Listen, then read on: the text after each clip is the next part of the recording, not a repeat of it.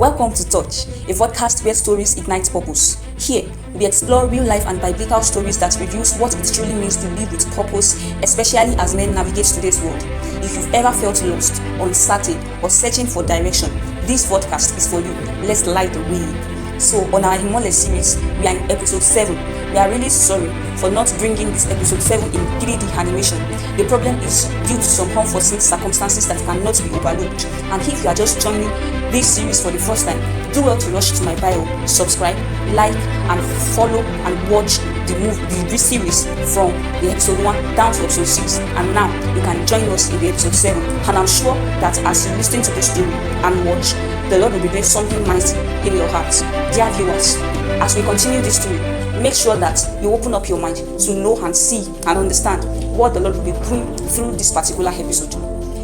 So the title of episode 7 is The Name Behind the Escape. That morning, IMOLE village woke up to confusion. The prison doors were opened, the chains had fallen, and the Hannibal family was gone. Palace guards searched everywhere in panic. Villagers gathered in fear. Nobody understood what had happened. How can prisoner disappear without breaking the walls? How did the guards not see anything? Questioned the head. Even the king himself was troubled. King Adeboyega stood inside the prison quietly, looking at the chains on the ground. This was no ordinary escape. Something about it disturbed him deeply.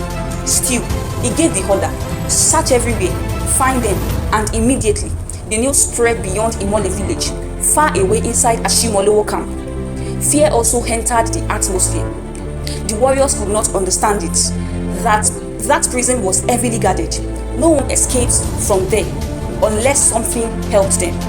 But while the others panicked, Shijuola remained calm, quiet, thinking. Then finally he spoke, called the Oluwawo. That night, under the dark sky, the ritual began.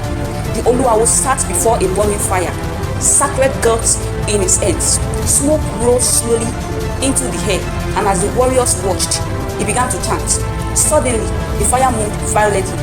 The gods shook in his hands. Then the Oluwawo froze. His eyes widened. "A girl," he whispered. The camp became silent immediately. "A young girl is behind this. She is praying, and something answers her." Fear spread across the faces of the warrior. Even the Oluwawo himself looked unsettled. The force around her is growing. Shijuola leaned forward slowly. "Do you know her name?" The Oluwawo shook his head. "No, but when you find her, you will know." And in that moment, Shijuola made his decision. The next day, he returned to IMOLE village in disguise. The village atmosphere had changed immediately and completely. Fear, rumors, whispers, and everyone was talking about the mysterious prison escape. At the marketplace, Shijuola approached Ibido's yam stand casually. "Oremika Songo, how is the village?" Ibido sighed heavily. This matter has troubled all of us. The Adebanwo family is still missing. Even the children, Oluwatumishe, Oluwadunsi, and Oluwashion. Nobody has seen them. The moment she mentioned the name, Shijuola became still. Oluwatumishe repeated quietly. "She is the eldest," Ibido continued. "She should be taking care of the younger ones now." A faint smile appeared on Shijuola's face, satisfied. Now, he finally knew the name. Meanwhile, deep inside the forest, the children remained hidden. Night had fallen again. A small fire burned slowly beside them. The forest was quiet, too quiet. Then suddenly, footsteps. Oluwatumishe stood immediately, alert, protective. Her siblings moved closer behind her. The footstep came nearer. Then, Oluwatumishe, her eyes widened instantly. "Mommy!" Out from the darkness, Mr. and Mrs. Adebanwo appeared, weak, tired, but alive. The children ran towards them immediately. Tears flowed freely. Tight embrace, relief, joy for a moment.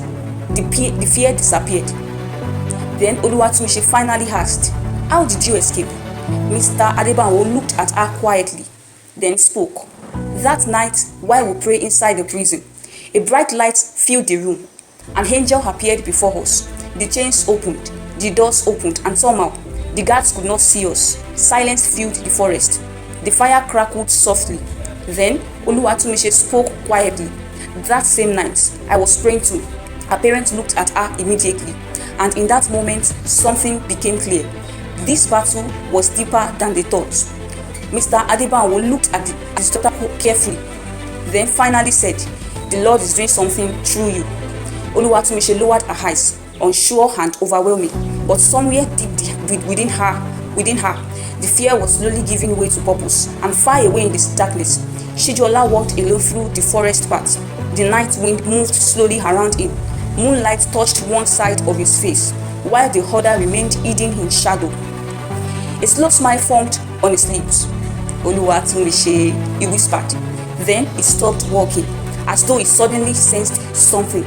The air around him changed. The forest became strangely quiet. Even the wind stopped. Then, somewhere deep in the darkness behind him, a voice spoke softly, not human nor ordinary. "She has been marked." Chijola's smiles disappeared instantly. Slowly, he turned towards the darkness, and the screen cut to black. Finally, the prison had opened. The family had reunited, but now, both heaven and darkness had set their eyes on Oluwatumise. This is the end of episode 7. Do not follow us for the remaining episode, and do not forget that any man that is in purpose should remain standing, because the devil is always on the stand, on his watch also, to look for who a believer, a standing one, to devour and to sway away from his or her track. So this is a voice and a call for us to stand up and be alert in our place in Christ. Thank you for listening to Touch. If this episode spoke to you, share it with someone who needs it. And remember, your story is not over. Your purpose is still waiting. See you in the next episode. My name still remains Elizabeth. God bless you. Bye.